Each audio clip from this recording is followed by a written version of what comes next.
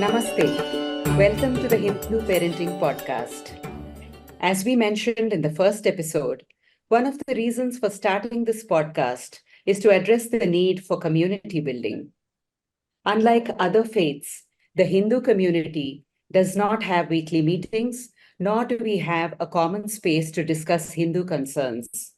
It also means that we are ignorant of the plight of poor and persecuted Hindus. Many of us would like to help, but we do not know where to direct our resources. Today's podcast will help us understand why helping our own community should be a priority for Hindu parents and how we can go about it. When we think of serving poor and persecuted Hindus, the name that comes to mind is Dr. Omendra Ratnu. He is doing exemplary work through his organizations, Nimittekam and Dharmansh Foundation. Dr. Ratnu has come up with an elegant idea which will enable people like us to be a part of this noble initiative. Dr. Omendra Ratnu is a practicing surgeon and the author of the best-selling book on the Maharanas of Mewar. He is also the founder of Nimittekam and Dharmansh Foundation. Thank you for taking the time out of your busy schedule, Dr. Omendra ji. We welcome you to the podcast. Thank you for having me here. Jai Shri Ram. Jai Shri Ram. It's an honor for us to have you here today.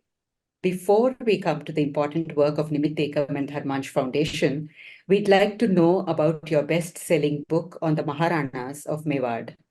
The title of the book is Maharanas, A 1,000-Year War for Dharma.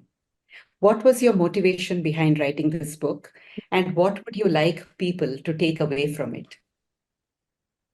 Motivation was to share with the Hindu Samaj as to the kind of debauchery that has been going on in this country in the name of history writing.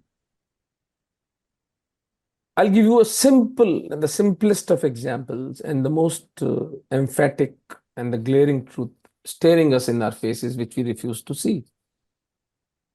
Bharat was the most organized attack on Bharat came through Sindh, and that was the first organized attack by Muhammad bin Qasim in 712 AD on Saraswat Brahmin Raja Dahir. Dahir repelled him twice with his brother, fighting against Qasim and his marauders. But then, with the help of the local Buddhist population and some treachery by the local made population, Qasim managed to cross Sindhu River and attacked from behind, and that captured and beheaded Raja Dahir. And for the first time in the history of Bharatvarsha, his two daughters were taken as sex slaves to the Khalifa of Baghdad, Hajjaj bin Yusuf. Dahir's son escaped and came to Bappa Rawal, the erstwhile ruler of Mewar, and narrated this incident. And Bappa was furious when he found out that two young teenage girls have been taken for sex slavery, which was an hitherto unknown concept in the Hindu ethos. ऐसा तो नहीं है ना कि हिंदू आपस में नहीं लड़ते थे. There was Hindus fighting each other also before Islam came to Bharatvarsha. But never were the women and the ordinary peasantry, mercantile class, the priestly class. Armies used to fight. Armies used to be defeated one. The defeated king was either become the vassal of the victor or would be exiled or would be killed. But the women were never taken by the victor king. That was something which Hindus never did. It was never in our ethos. So Bappa said that this is a very special kind of enemy which has no morals, and it has taken two young girls. So he went up to Sindh, and then by the time he went there, Muhammad bin Qasim had already been killed by their internal thing. You can read it in the book. Bappa defeated the representative of Arabic Caliphate, Junaid al-Mari, in Battle of Rajasthan, which the Arab historian Baladhuri himself writes that not a place of refuge could be found from the Rajput fury. This is the Muslim historian writing. Now, if I look back at the textbooks of history, I never heard about Bappa Rawal. I never read about Bappa Rawal in my 7th, 8th, 9th, 10th history. All I read was these Akbars and Aurangzebs, and he used to stitch his own topi. He was such a just and such an honest king. Never mentioning that the man murdered millions of Hindus. The man raised beautiful temples of Hindus. So, coming back to the example, it was within 50 years of Papa Rawal's sannyas that his grandson or great-grandson, Rawal Khoman, again defeated Al-Mamu, another Arabic invader. The defeat of Arabic Islam in Bharatvarsh was the biggest geopolitical event in human history.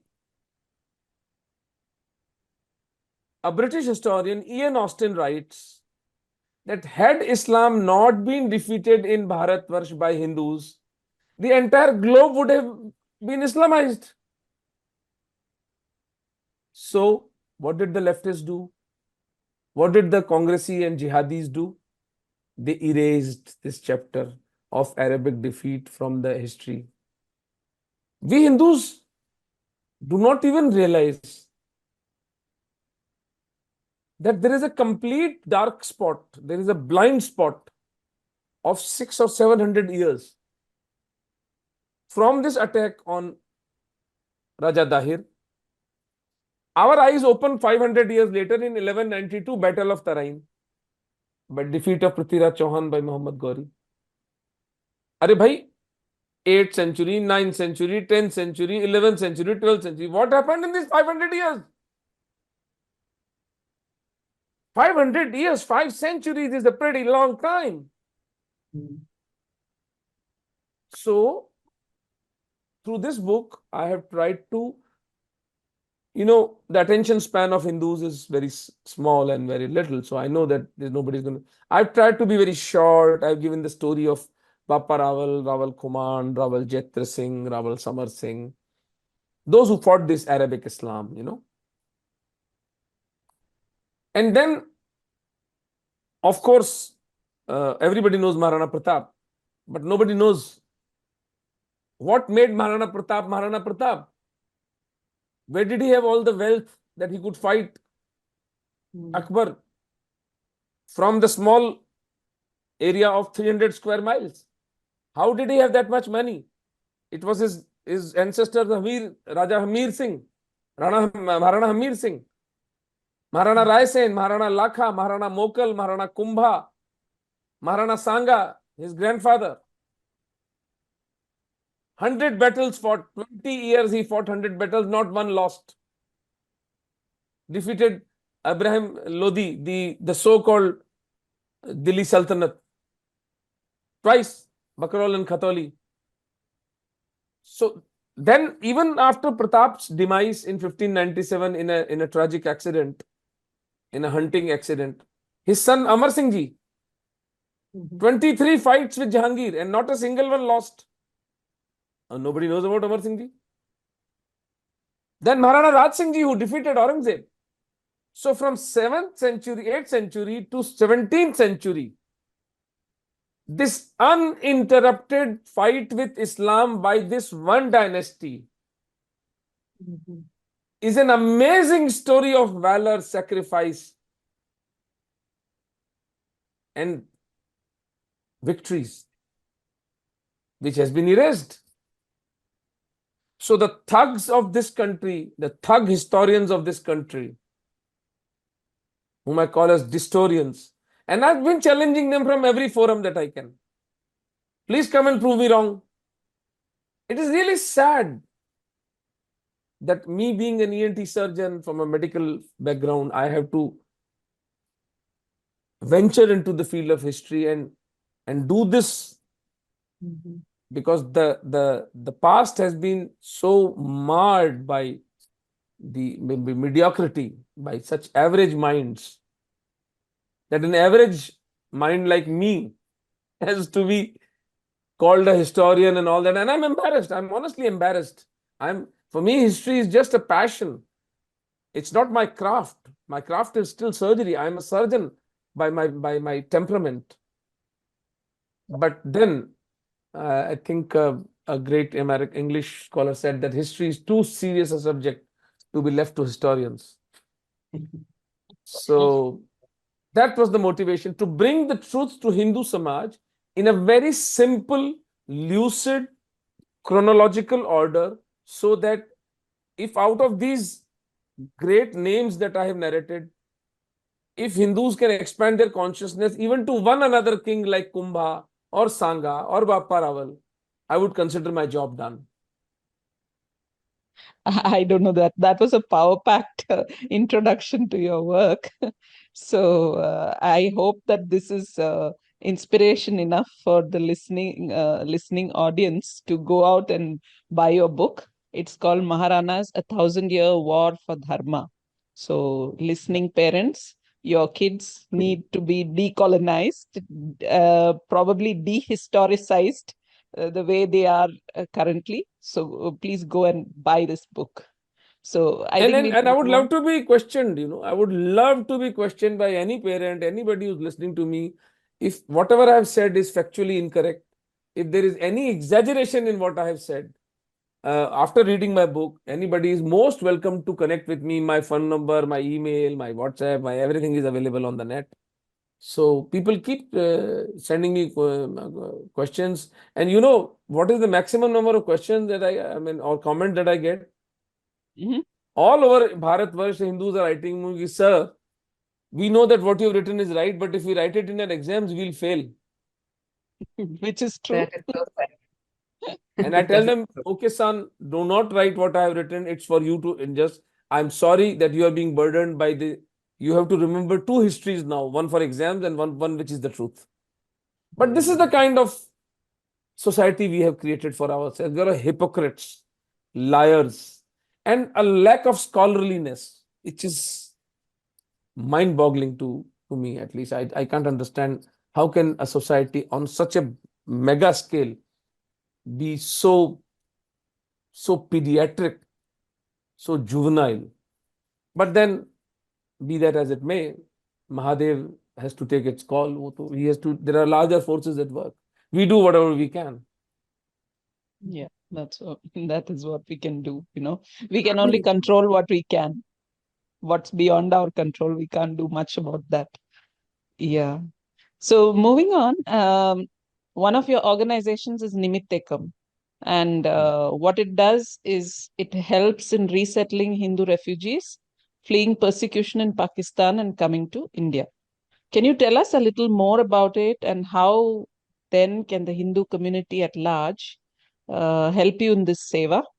Also, I think since we are talking about settling Hindu refugees, and the CAA has just been passed, you might also want to weigh in on how that has helped you, or if it is indeed helping you in the work that you do. Yeah, for understanding sake, we might use the word refugees, but within my heart, I don't see these Hindus as refugees. That is true. Bharat Yeah, is their motherland. that is true. They were betrayed in 1947 by Nehru and Gandhi and stabbed in their chest, stabbed in their eye by these thugs called Hindu leadership. Um, why were they forsaken? Why were they left behind? Who asked them? Uh, I'm writing a book on this, the Hindus and Sikhs of Pakistan, an ongoing genocide. So it baffles my mind that a slaughter and an extermination of entire community in crores, running in crores, a population which used to be 16% at the time of partition is today 2%. The Islamic population in Bharatvarsh was about 8 or 9% the time partition, which is now 16%. Mhm. The narrative in New York Times and Washington Post is that India is a lynching republic for Muslims.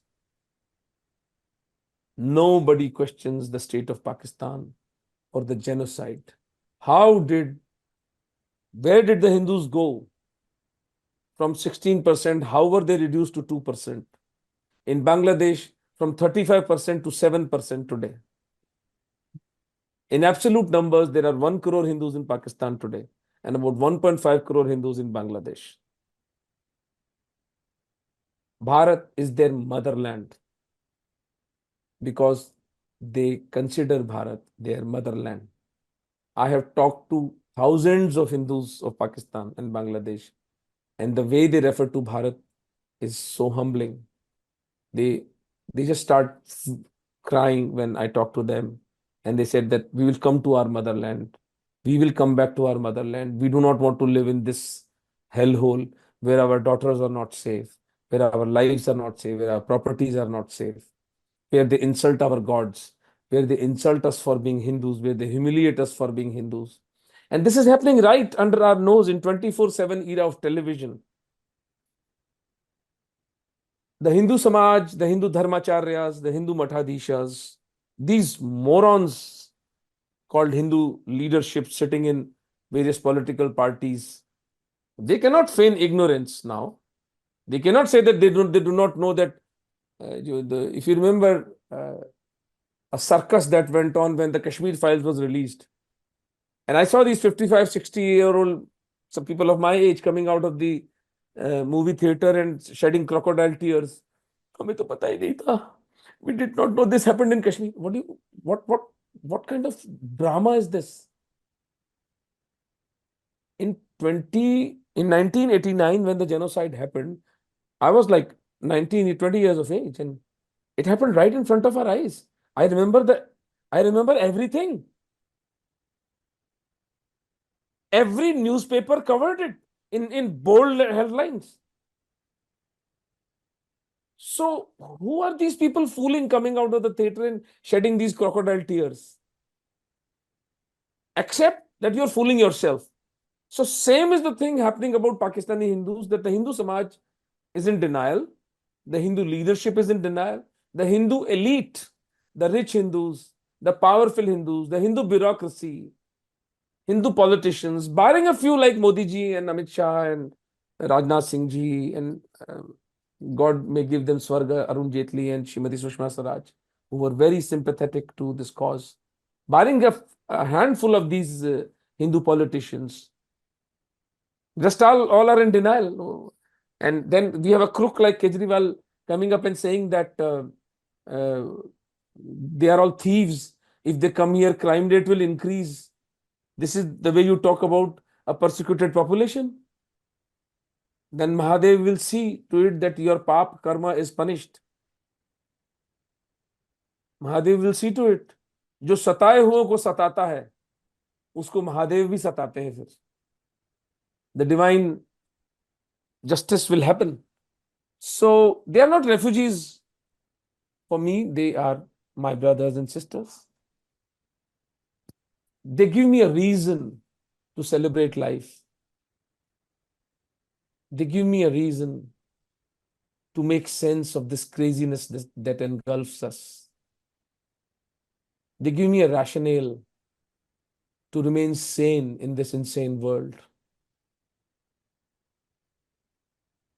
They give me a reason to sing and dance surrounded by this stink. They give me hope. So they are not refugees. They are my brothers and sisters. Until I live, in my last breath, I will do everything possible to take them out of that hellhole called Pakistan and Bangladesh. Very poignant. And I hope it moves a lot of other Hindus after hearing you to come forward and do our bit to help, at least to help the people who are doing something for them. So tell us now, how the average Hindu can be of help in this cause? The first thing that I expect from an average Hindu is to start talking about this genocide. Imagine this, European Union Parliament has given a report in 2019 that 3 Hindu Sikh girls are being taken every single day. Every single day from their homes. The entire village rapes them. And then they are converted to Islam. A 13-year-old child, an 11-year-old child. Because according to these thugs, they say that when a girl is, I can't even share that. It is so shameful that with ladies around, although I'm a medical person, I have the liberty to speak medical terms, but still I'm embarrassed to share how they justify their evil. That in their own religious jurisprudence, a girl who has pubic hair is considered to be an adolescent and an adult, and she can give consent. There is no age criteria. For example, the Indian uh, constitution says that the age of maturity is 18. But in this great land of the pure, if the child has had a menses or she has pubic hair, then she is already into the adulthood. And then she can be picked up and she can convert to Islam. And Chief Justices of the Supreme Court, Iftikhar Chaudhary, have given these judgments that there is only a way of coming into Islam, there is no way of going out of Islam. To a girl, Wrinkle Kumari, she was 19 or 20 years of age. After that, there was Reena and Ravina, who were 14 and 15-year-old girls. That issue was even brought up by Shrimati Sushma Swaraj. We fought it to the highest level. We could never recover those girls. So start talking about this genocide in your drawing room conversations. Tell your daughters what jihadi societies do to their minorities. Tell your neighbors, tell your family members, tell your colleagues where you work that there is a genocide going on right now in Pakistan and Bangladesh. If you do not consider yourself a Hindu, at least consider them as fellow human beings. Second thing to do is to contribute to the narrative. If you can come to Jaipur, Jodhpur, Jaisalmer, Karnavati, that is Ahmedabad, or Kutch, wherever you have to go, there are Pakistani Hindus settled there. Go and take their interviews. You can use your mobile to do these interviews and you can educate yourself. Go and meet them. Give them sweets sometime, some kind of fruits. They really appreciate that somebody cared. In Delhi, we have a good number of 4,000 Hindus sitting from Pakistan. And third most important thing is to contribute financially. The cost of taking one Hindu out of Pakistan is 8,000 Indian national rupees. Because out of the 1 crore Hindus living in Pakistan, 10 lakh Hindus are very rich. They are Maheshwaris, Agarwals, Pushkarna Brahmins, Arora Baniyas. They are all into the trade of alcohol and rice and dal and spices, cloth merchants. So they are all rich Hindus. They can afford to come to Bharat any day. The 90 lakh Hindus that remain are so poor that they do not even have the money to get a passport. So first we have to send the money for passports. Then they travel from interior Sindh to Islamabad to the Indian embassy. It's a very long and complicated process. I don't want to waste your time in that. But whatever money you can use, maybe, most of the help comes to us is in form of Hindus coming out and saying, okay, I'm sponsoring 10 Hindus to take out of Pakistan. Please send me the 10 names that you take out of Pakistan. This is the 80,000 rupees we are sending to your organization. And then we ensure that we send them the 10 names that, look, because of your money, we could take out these 10 Hindus out of Pakistan. So that is an ongoing process. That's one thing. We spend a lot of money on raising awareness. Of late, we are also spending a lot of money on the medical care of these Hindus. Last year, the Gehlot government in Rajasthan demolished the houses of these refugees in Jodhpur. So we purchased land there for the cost of about 60 lakh rupees. Now I'm waiting for some funding to start construction for houses for these unfortunate Hindus. So money is always a challenge, because if you look at it that way, 1 crore Hindus out of Pakistan, we need 8,000 crores.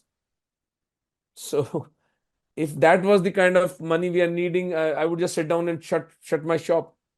But we are gathering momentum gradually, as much we can do, whatever Mahadev can facilitate, whatever Shri Krishna gives me. That is why we named the organization Nimittekam, that we are the Nimitta of Shri Krishna. Whatever work we can do, we take one child out of the clutches of these evil people. I consider my job done. I don't give myself too much stress on this, that how many I've been taken to. I just work like a madman, like a man possessed. As many as we can, as many as we can. Eventually, I expect help from the citizens in Europe and America. We have set up a Dharmansh Foundation in the United States also, because 1 crore Hindus cannot be accommodated in Bharatvarsha alone. We have to get them refugee status in uh, America, Canada, and so if any Hindus are listening to this who want to help us settle these Hindus in the United States, we have all our organizations running. You can contribute financially to Dharmansh Foundation US. It's the website dharmansh.org, dharmansh.org. For India, the website is dharmanshfoundation.org. So in India, in Bharat, you want to help us, that's the site. Or directly to nimittekam.org, nimittekam.org. So that's the kind of help we need in Bharatvarsha. Hindus living abroad can be a major asset to us in Australia, New Zealand, because these Pakistani Hindus need to be taken out. There is no other way. Otherwise, they will die in the next 10 years. All we have is a 10 years window in which to take them out. Sorry for the long answer, but I think it needed that explanation. I think it did need an elaboration of the sort that you gave, because most of our community is absolutely unaware of anything that's happening, on our borders. And so I think it was important. You did not touch upon the CAA. Do you want to do that, or later, or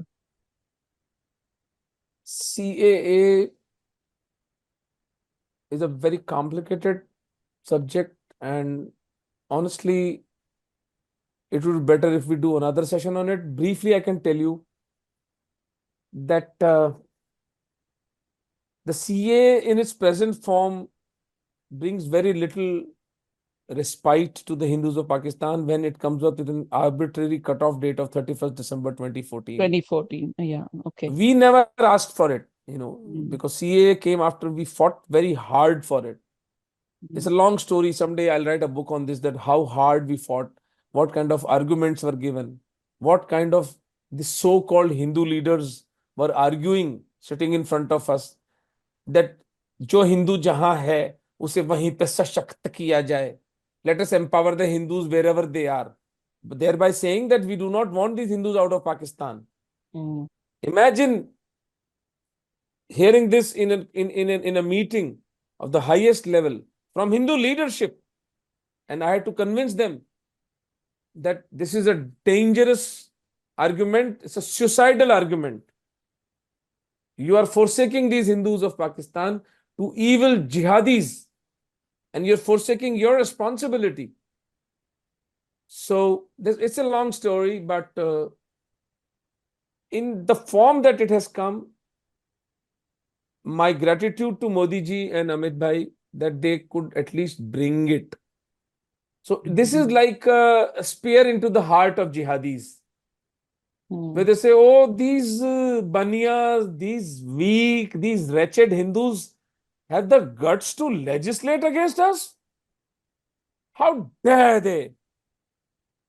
So to that extent, I'm enjoying this Citizenship Amendment Act. Right now, our team is extremely busy in Jodhpur and Jaipur and Jaisalmer and Badmer and Karnavati and Delhi. preparing the documents. It's a hugely costly exercise. It's Mm. costing us approximately 200 rupees per Hindu to get the citizenship, but we are ready to pay this price because the process of citizenship is going on fairly speedily, even though it's election time. So we have minor gains, but the civilizational importance of CA is huge.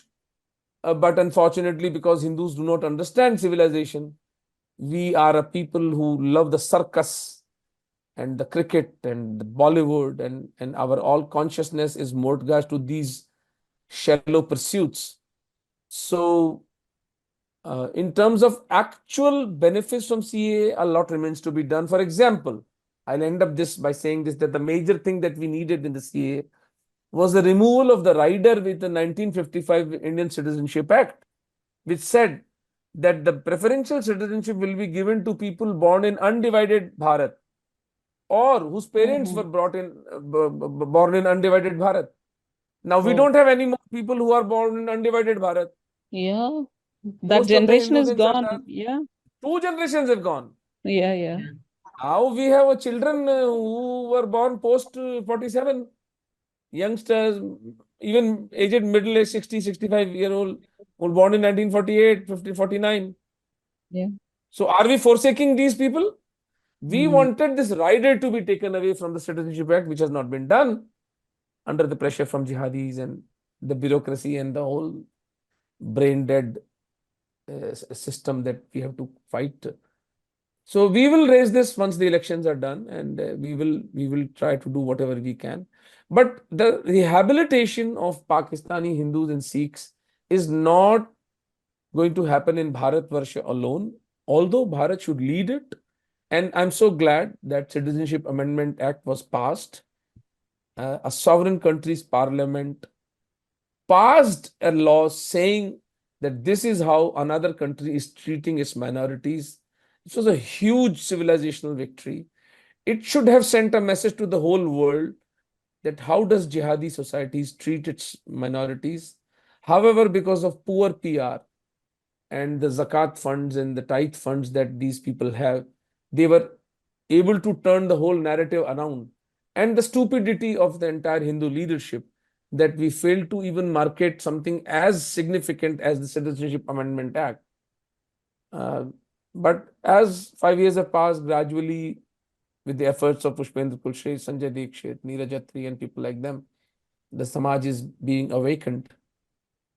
So hopefully, in the next 5 years, more Hindus will be awakened out of the stupor, out of the coma, walking dead that we have become, and realize that there is a genocide going on in Pakistan and Bangladesh. And the rest of the Hindu Samaj owes it morally to extend a helping hand to these unfortunate, these forsaken, but very courageous Hindus who still do not forsake Hinduism, who still remain Hindus, though they have benefited nothing by remaining Hindus. It's just a sense of fidelity they have for the Dharma, inspired by their forefathers. And it's mind-boggling, actually. It's actually mind-boggling for me that they still cling to their old faith, paying such heavy price. But be that as it may, if these people are ready to fight, I'm ready to give my life to stand with them. As simple as that. Because death and disease and old age are eventually going to come. Coming back to the words zakat and tithe that you mentioned, we know that these religions mandate the people following them, they have to give a certain percentage of their income for zakat and tithe. Is that correct? And so, do we have anything like that? And I know you've been working on that problem through Dharmansh Foundation. Would you like to tell us about it? Oh, yeah. I mean, it's something like an open secret. I mean, the dumb Hindu leaders never figured this out, that the real strength of the Abrahamic faiths is that they have these parallel economic ecosystems. And I don't understand in a sovereign country how it is allowed. How is the private army allowed to collect taxation on the basis of their religion? And it's unaccounted. Nobody dares touch it. It's a white elephant. And what about the accounting? And that is why Modi ji did what he did when he did the Notebandi. And I hope the first thing he does when he comes back is another Notebandi. And he should be doing a Notebandi every year, so that these evil forces are paralyzed into inaction. The money collected by these Abrahamics through these zakat and tithe is 20,000 crores annually. 20,000 crores. Wow. And that goes into spreading their religion and also helping only members of their community. Is that correct? Only Absolutely, those. absolutely. And there's another angle. If you read the ninth chapter, 60th verse, purchasing Kafir leadership, purchasing the Hindu leadership to harm Hindu Dharma, the caste leadership. Once a leader gets 500 crores annually and a 20% vote bank, is he out of his mind that he will talk about Hindu Dharma? From his perspective, all Hindus may go and die in a well. What does he care? Man is not motivated by truth. Man is motivated by self-interest. And if being a Hindu or serving a Hindu is not in his self-interest, then this Hindu Dharma is going to die. So when I figured this out with my think tank, my friends, my colleagues, when we figured this out, and we were shaken, I said, oh my God, we are not even in this game. We are thinking that the Indian state will save us when shit hits the fan, but by the sheer numbers, they will be overwhelmed. Which Indian state is going to save us? We are on our own. But then we need to fund our people, our warriors on the street, our organizations who are doing some phenomenal work, Akshay Patra. We have to feed the poor, we have to take care of the poor. We have to reach out to the forgotten and the forsaken Hindu. And that is why we came up with Dharmansh Foundation. And we said that, look, there are 120 crore Hindus in Bharatvarsha. 119 crores are not on my radar. Let them continue being secular. Let them continue watching Bollywood. Let them continue watching the circus. Let them continue investing in stocks, making their flats bigger from 6 BHK to 7 BHK to 8 BHK. And their cars costlier. Let them collect as many solitaire diamonds as they can for their wives and their girlfriends. But 1 crore Hindus, 1 crore Hindus who care about survival, who are honorable, who value freedom, who cherish the sacrifices of our forefathers, who see that without Hindu Dharma, we will not be a nation. And without a nation, all our economic prosperity will crash like a pack of cards. The Hindus who are intelligent enough to see this, that 1 crore Hindus, I appeal to them to give 100 rupees a month to Dharmansh Foundation at dharmanshfoundation.org. And that way we'll have a fund of 100 crore rupees a month. And through 100 crore rupees a month, we will propagate Hindu Dharma. For example, 40% of America has already gone atheist. Let us convert America to Hinduism. I mean, just an idea, if you start working on it. But 100 crores will be used to save the Hindus of Bharat, Hindus of Pakistan, Hindus of Bangladesh, the global Hindu Samaj, the global Hindu community. We have a Dharmansh Foundation in the United States based out of Atlanta. Dr. Shashi Vishwanath, my cardiologist colleague, he looks after that. And there our asking is from one Hindu, we need $10. So there are 4 million Hindus in the United States. 3.9 continue the circus. 1 lakh Hindus, 100,000 Hindus give $10 a month. You have $1 million. $1 million by which you influence the political system of that country, and positively. No, no disruption. We try to protect the United States. We try to, because it is a civilization and a country worth protecting. We must all stand with the United States in protecting that beautiful nation, which has given so much to mankind: the research, the medical facilities, free market economy, democracy, freedom, free will. That there is so much that country has given to the world, and it should be preserved. So the Americans need to be supported. With this money, we influence them to do the right thing and to protect the Hindu interest, and not the caste narrative that our Breaking India forces are peddling over there. We influence the United Nations, and we tell them that the genocide of Hindus of Pakistan and Bangladesh cannot be overlooked, and they should be brought into America, Canada, and Europe and Australia and New Zealand as refugees. So Dharmansh is the key to Hindu revival.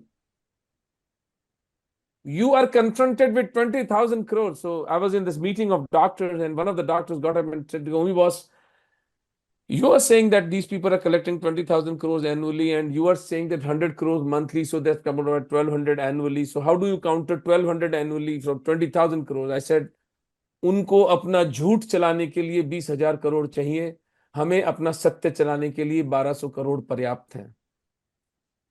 To project their lies, they need 20,000 crores. To protect our truth, 1,200 crore every year is enough. So gradually things are shaping up. Hindu Samaj is rising to the need of Dharmansh. But of course, a lot remains to be done. I'm running around the globe. I'm running around the country every weekend, as much as my work can permit me.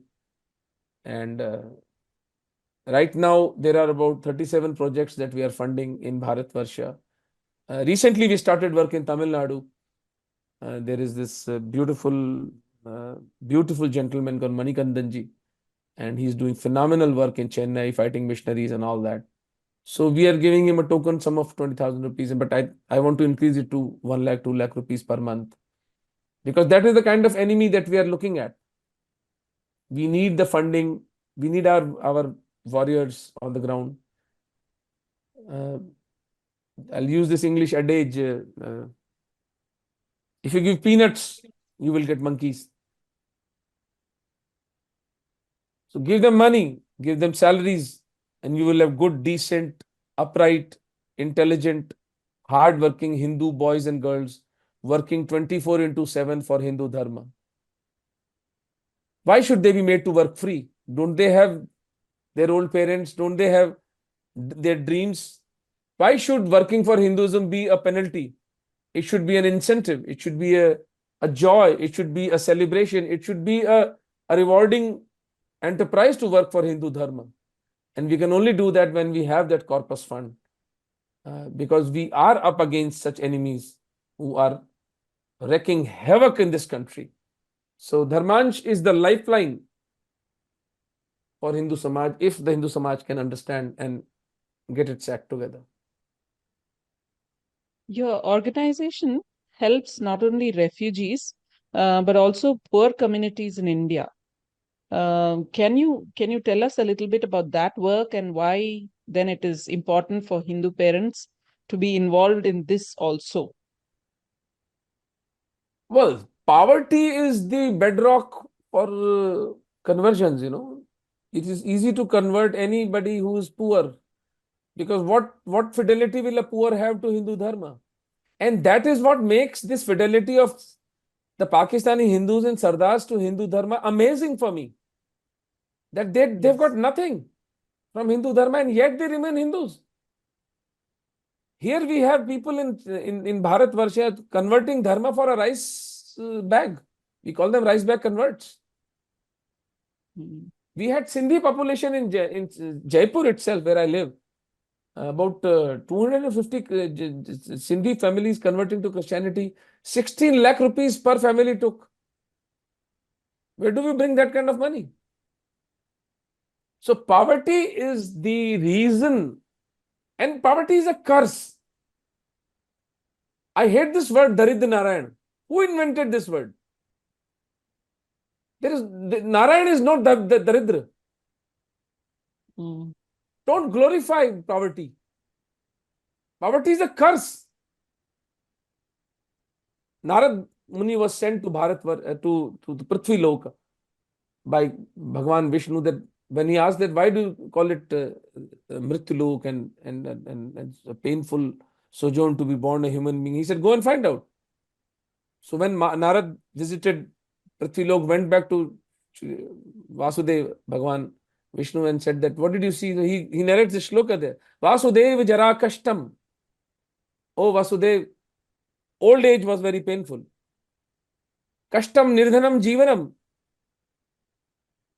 A life of penury, a life of poverty was very painful. Putra shok maha kashtam. Somebody's son died, that was a huge pain. Kashtat kashtah paramam kshudha. Hunger is the pain of the pains. So, saving Hindus of Pakistan and Bangladesh may sound very in thing and the hep thing. But right next to where I live, about 2 kilometers, there is a Valmiki colony where the stink of the water there would make you faint. This is in a metro in the capital of Rajasthan. 2 kilometers from where I stay in Vidyadhar Nagar, the land cost is 2 lakh rupees per square meter. The poshest colony of Jaipur. And 2 kilometers, you cannot tolerate the stink of gutter in which my fellow Hindus, Valmikis, are living. So what salvation, what freedom, what growth rate, what economy? If the economic progress of Hindu Samaj does not reach to the lowest, to the last man in the line.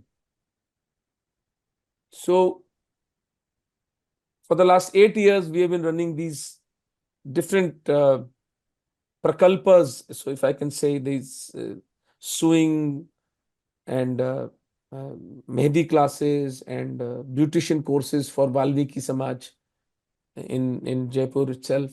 And it gives me immense pleasure that for a mere 30,000 rupees per month, we have trained more than 1,000 Valmiki girls who are now financially independent, and they are in fact giving 100 rupees Dharmansh to Dharmansh Foundation. Such honorable girls. These are girls who are 20, 21 years old and making 10 to 15,000 rupees a month, and they are giving Dharmansh. They say, sir, our life was changed by Dharmansh Foundation and Nimittekam, so we are repaying it. It makes my eyes wet. I get overwhelmed when I see this 100 rupees from a Valmiki Hindu girl, that donation that comes. And it is a bigger donation to me than 1 lakh rupees given to me by a rich Hindu man.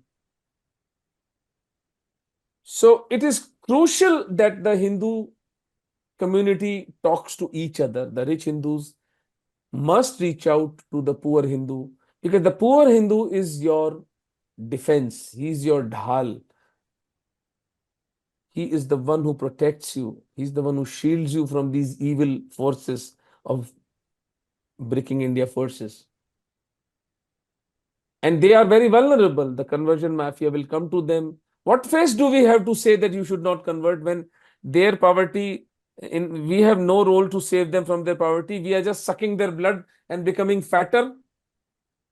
We have no business. They will be converted. All the sublime wisdom of Upanishads and the Bhagavad Gita is no meaning to an empty stomach. So we must feed them, we must nurture them, we must respect them, we must economically empower them. That is why Modi ji has done such phenomenal work. My own staff, there are 3 people in my own staff who could never dream of a house in Jaipur. All 3. under this prime minister house, have their own 2-room flats. Their life is changed. So we as a Samaj should help Modi ji in bringing more and more people out of poverty. And that's what Nimittekam is doing by helping Hindus, mainly of the Dalit Samaj, the Khatik Samaj, the Valmiki, the Pasis, the Songars, the Regars. I love these people. Oh, I love these people. I myself not from a higher caste. I'm an OBC, but I love my scheduled caste and scheduled tribes. I love being with them. I love spending time with them. But we're such cute people, honorable people, simple folks. They will just follow your orders, do whatever is, and so deeply dharmic, intense. Every Tuesday they are doing this Namami Bhakta Vatsalam Kripalu Shila Komalam, and then the Shri Ramachandra Kripalu Bhajaman Harana Bhavai Darunam, Kandarpa Ganitamit Chavinavanila Chira Sundaram, or the Hanuman Chalisa part. It's sublime. I wish I could record it and display it to the entire globe. This is where the Dharma survives. To people who are not the beneficiaries of Hindu Dharma, and yet they cling to Hindu Dharma as their very life. I have this Valmiki boy in Bengaluru, Murli. Such an emotional thing he said to me, Omi bhai, I breathe Hindu Dharma.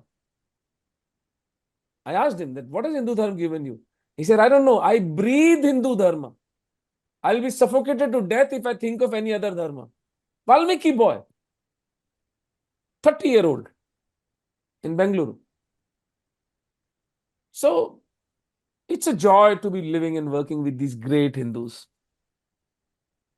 Yeah, I'm so glad we're having this conversation with you, because not many Hindus recognize that there are downstream consequences to not helping the Hindu Samaj come up along with you, to take the rest of the Samaj along with you. If you benefit, whatever it is that God has given you, whatever benefits you're enjoying, certainly it's your duty to take up in some way work that benefits the rest of the Samaj. And I am happy that this has been brought In the forward. Bhagavad Gita, the second chapter, and I think it's 37th shloka, where Shri Krishna says a beautiful thing. He says, no, it's third chapter, 13th shloka, third chapter, 13th shloka. Where Shri Krishna says that the wealth you have got by these blessings of the devatas, the gods, stena eva sa. If you do not give it back to the Samaj, you are a thief. So what any Hindu is doing philanthropy is doing no favor. All he's being is that he is not a thief. Otherwise, according to Shri Krishna, if you do not give what the devas, your destiny has given you, if you do not give back it to the Samaj, stena eva sah, वो चोर है, वो चोरी है on a cosmic plane. So we forgot Krishna, and this is the result. We are slaves in our own country.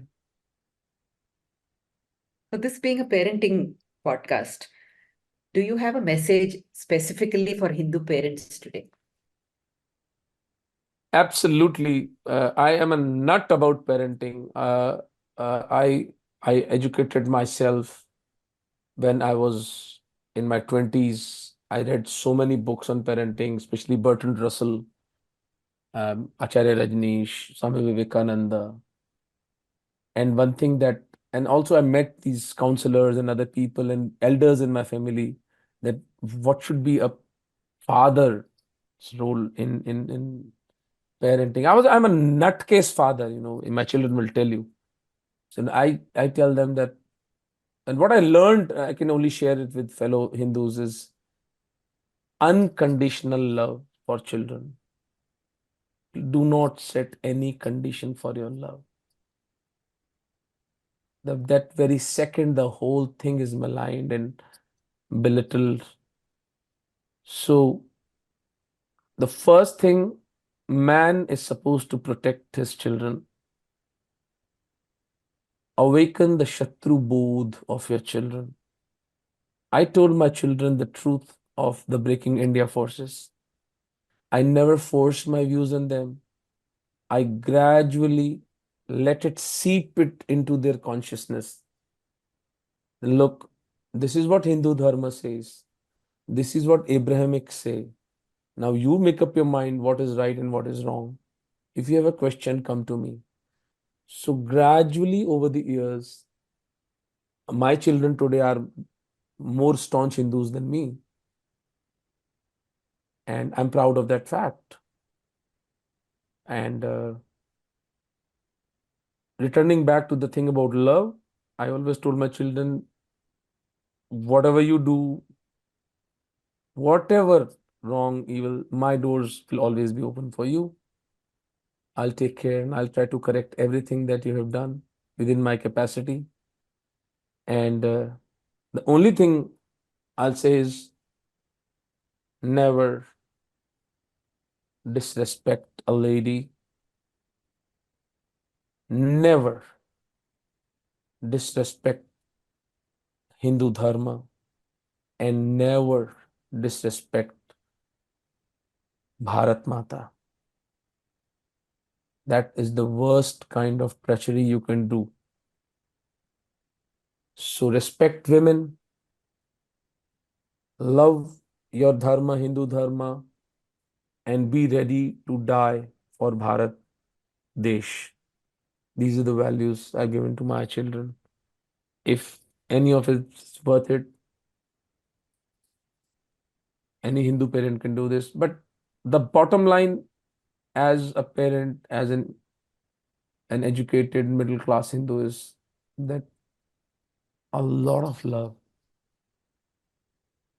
and a lot of communication. My children can come and talk to me about anything that they want on this globe. After 16, I've treated them as friends.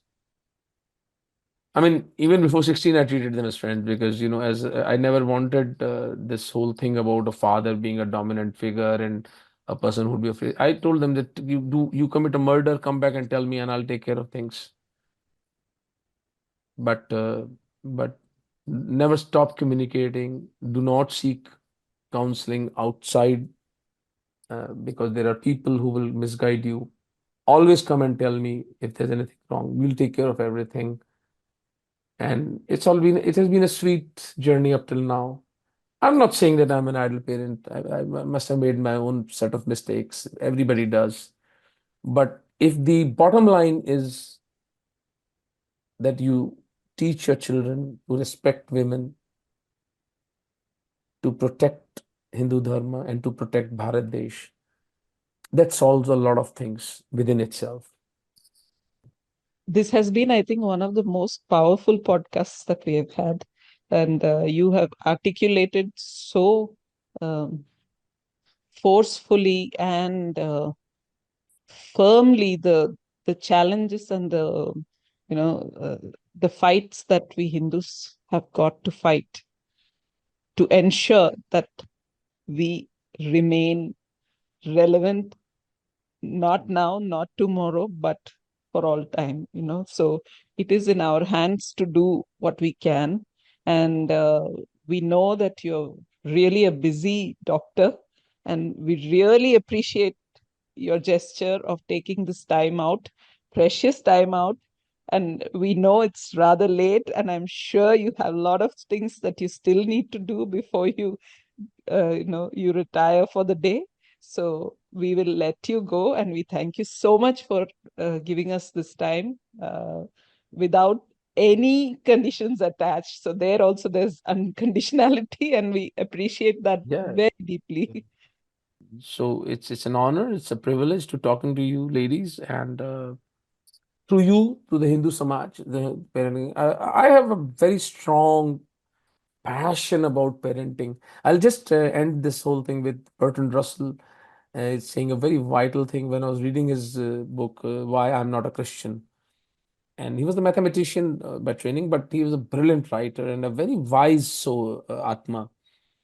So Bertrand Russell says that we give licenses for driving dead cars and trucks. He said the actual licensing should be of the parents, whether they deserve to be parents or not. They should be subjected to a test whether they will bring up robust children or they will subjugate them. Most of us end up emotionally blackmailing our own children. And look, I served you when you were 2 years old, you were having fever whole night, I woke you up. What a thing to say to a child. You woke up because you wanted to. It was your joy. It was your dharma. How can you transfer that nonsense to a child? He will become urin of that rin only by serving his own child. Your parents served you. Did they ever tell you, look, we kept the whole night up for you and when you were suffering from fever, blah, blah, blah, blah, blah, blah. मैंने तेरे लिए किया, मैंने तेरे लिए वो किया. Should a parent ever say this to a child? But we do. These kind of idiocies go on. So that passionate part of me is never, and especially to a girl child. A girl child is like a flower. It's like a rose flower. Bhagwan Ram, Mahadev has put a rose flower in your palms. So the father is supposed to protect it with its life. अगर मेरे प्राण भी चले जाए उस फूल को बचाने में, no big price. It's okay. Thank you so much, ladies. It's been an honor. It's a pleasure being talking to you. You somehow if challenge my intellect. Somehow the good answers come out of me. I don't know my answers have been good or bad, but yeah, if my intellect is challenged, I come out with more ideas. Thank you. I hope I haven't crossed the line. No, not at all. And we take that as a big compliment, So thank you very much. Thank you so much. Yeah, to our listeners, thank you for listening in. Please subscribe to us at hinduparenting.substack.com.